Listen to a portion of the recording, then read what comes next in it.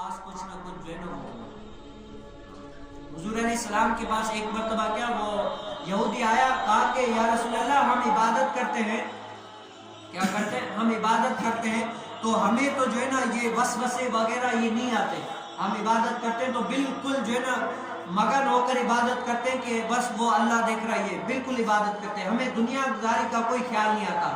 جبکہ آپ لوگوں کے ہاں اگر عبادت کرتے ہیں نا تو کیا اگر کوئی کام والا ہے، اگر کوئی پولیس والا ہے تو جب تک وہ نماز اللہ اکبر کرے گا تو بولے گا یار مجھے یہ فائل لکھنی ہے، یہ کام کرنا ہے، وہ کام کرنا ہے۔ اگر ٹیچر ہوگا تو یہ سوچے گا کہ ابھی یار مجھے یہ حاضری بھرنی ہے، وہ کرنا ہے، یہ کرنا ہے، یہ کام کرنا ہے، وہ کام کرنا ہے۔ یعنی ہر کوئی اپنے شعبے کے مطابق ہر کوئی سوچے گا کہ مجھے جو ہے نا یہ کام کرنا ہے۔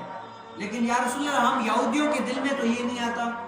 تو پاس میں کیا حضرت سیدنا صدیق اکبر کھڑے تھے، حضور کائنات صلی اللہ علیہ وسلم نے فرمایا کہ اے صدیق اس کو مسئلہ سمجھا دو، کیا کرو، اس کو مسئلہ سمجھا دو۔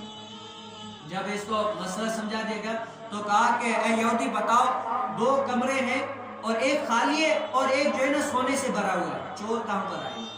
کیا چور کہاں پر آئے گا؟ تو سب نے کہا کہ چور تو سونے والے کمرے میں آئے گا۔ کہا کہ کیوں خالی میں کیوں نہیں جا رہا؟ کہا کہ خالی میں اس کا کام کیا، اس کا کام ہے سونا لینا، چوری کرنا، تو وہاں پہ جائے گا۔ تو صدیق اکبر رضی اللہ تعالیٰ نے فرمایا کہ چور اگر سونے والے کمرے میں آئے گا تو تمہارے پاس اتنی وجہ ایمان ہے ہی نہیں، تمہارے پاس آ کر کرے گا تو کیا کرے گا؟ اگر بہکاوے گا تو ہمیں ہی بہکائے گا نا۔